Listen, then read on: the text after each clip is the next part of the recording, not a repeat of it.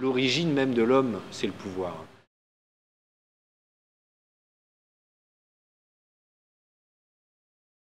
La première photo que j'ai faite, finalement, c'est celle de mon grand-père, qui était un type qui avait une tronche pas possible, qui était né en 1898.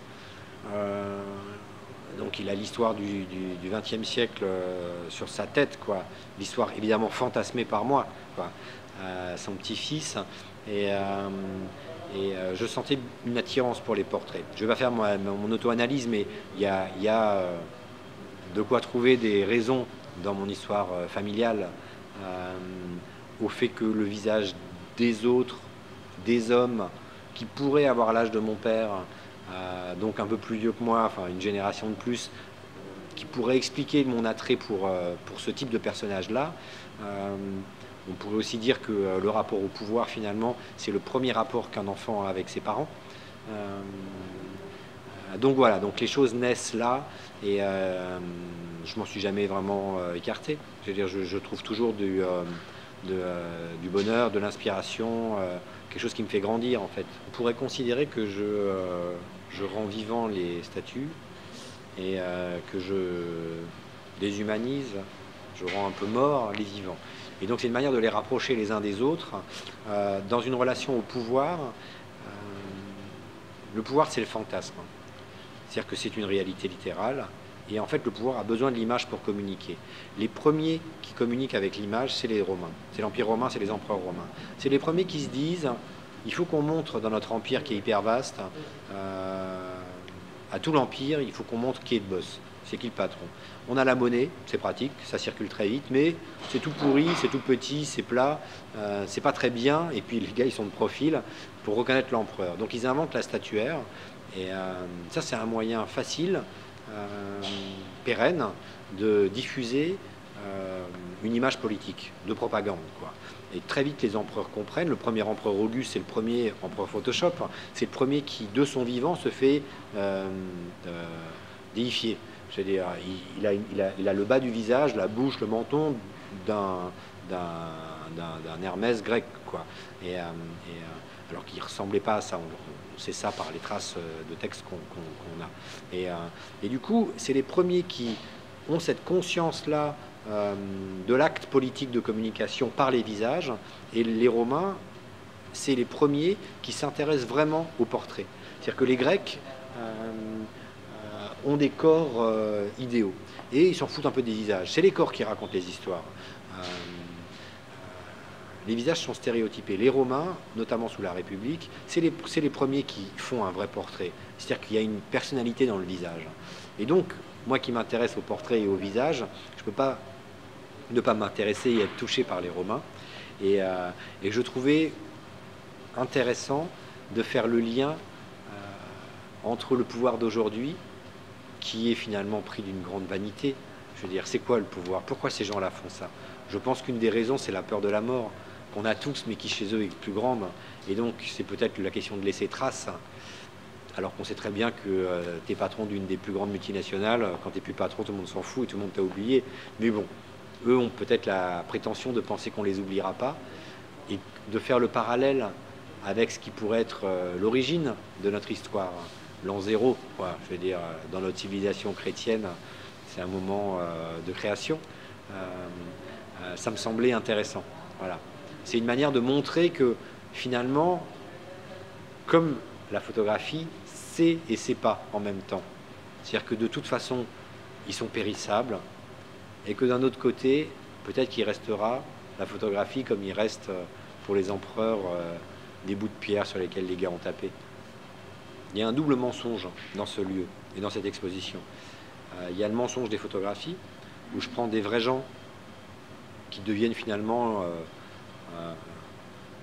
une photo d'1 millimètre d'épaisseur, et le mensonge des plâtres, qui sont des vraies œuvres antiques ou du Moyen-Âge, qui sont reproduites en plâtre. Donc, les choses en 3 dimensions, les moulages, c'est du faux à partir du vrai, et les photographies qui sont sur les murs, c'est du faux à partir du vrai. Donc du coup, on se rejoint là, dans l'espèce de mensonge. Et quelqu'un un jour m'a dit qu'il n'y a que dans le mensonge qu'il y a la vérité.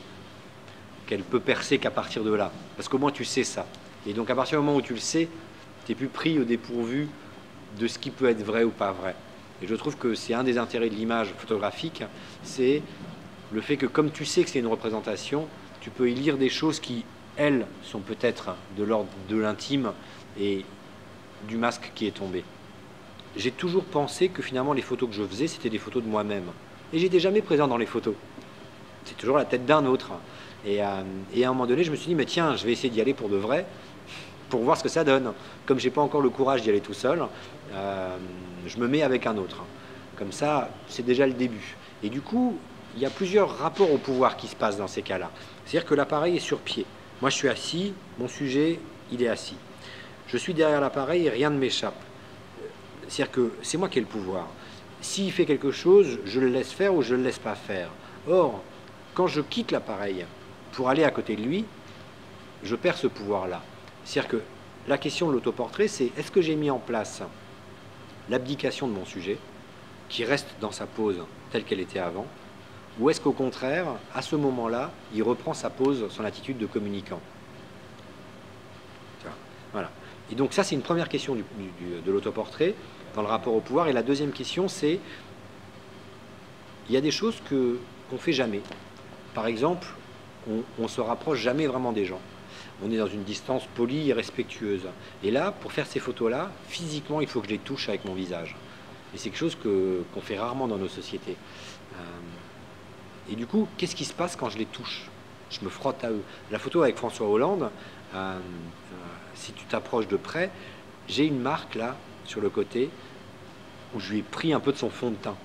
Voilà. Et donc, qu'est-ce qui se passe avec ce contact physique? Il y en a qui disent rien, il y en a à qui ça plaît bien, et il y en a qui sont horrifiés. Hollande, lui, ça lui plaisait bien. Marine Le Pen, elle a détesté. Et donc, ce qui est rigolo, c'est que je le fais de deux manières. Soit j'ai peu de temps, et dans ce cas-là, je ne fais qu'une photo, un autoportrait. Je mets l'appareil en retardateur, ça fait bip, bip, bip, et puis je me projette vers la personne. Soit j'ai une télécommande, et là, j'ai le temps.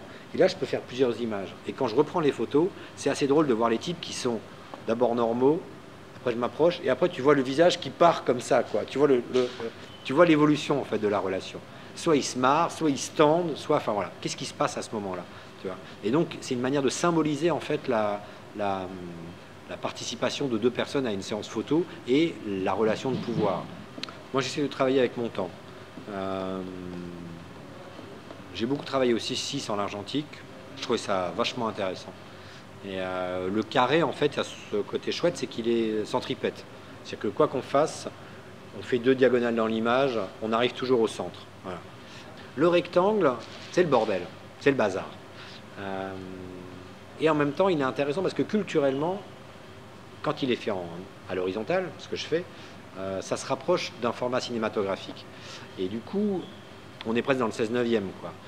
Du coup, il y a culturellement un lien avec cette fiction qui serait le cinéma ou la télé. Donc, j'essaye d'utiliser le matériel le plus banal par rapport à mon époque. Je travaille aujourd'hui, j'utilise l'appareil d'aujourd'hui. J'ai un appareil qui ne vaut pas très cher, enfin, c'est un appareil professionnel, mais c'est quand même le plus loose des appareils professionnels, ça vaut 2000 €, quoi. Et avec ça, je fais mes photos. Et ce qui m'intéresse, finalement, c'est d'aller au bout de ce que l'appareil peut faire. Dans mes grands tirages, j'ai explosé le fichier numérique. Et du coup, qu'est-ce qui se passe quand le grain du numérique, finalement, va commencer à se dégrader et dégrader l'image? Et donc, on est dans une très grande netteté, tout en étant en train de la perdre, et il y a quelque chose qui apparaît, quelque chose d'autre. Une espèce d'image fantôme, quoi.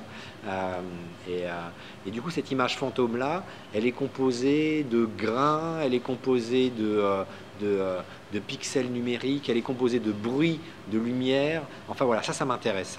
Et que quand je travaille avec les statues romaines, du coup,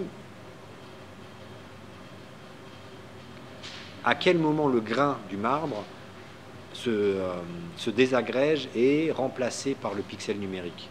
Voilà. C'est formidable le numérique. Voilà. C'est tellement réel que ça devient irréel. J'ai pas de message à faire passer. J'ai de l'émotion à faire passer. Ce que je pourrais vouloir dire, c'est que il faut regarder les gens. Il faut s'intéresser aux autres de manière la plus évidente qui est le visage. Que tout est inscrit là-dedans. Et qu'il faut vraiment enfin, c'est un vrai paysage.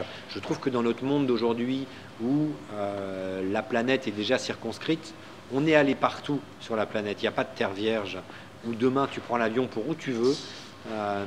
Le vrai voyage, la vraie rencontre, c'est l'autre dans sa plus banale proximité, quoi. C'est ton voisin, quoi. Et donc ça, c'est une première chose. Dans le rapport au pouvoir, il y a le fait que le pouvoir est un fantasme, d'accord, mais qu'il est une réalité banale, voilà, faite de garçons et de filles, principalement de garçons. Une des raisons qui m'ont amené à faire cette série, c'est que je me souviens de mes études, cette phrase qui est le fameux ILS du pouvoir lointain. C'est-à-dire que pour les gens, le pouvoir est nécessairement loin d'eux, désincarné, pour ne pas dire hostile. Et que je trouvais intéressant de réunir dans un même espace les représentants du pouvoir d'aujourd'hui et de dire mais finalement c'est que ça les gars, c'est pas grand chose, n'ayez pas peur.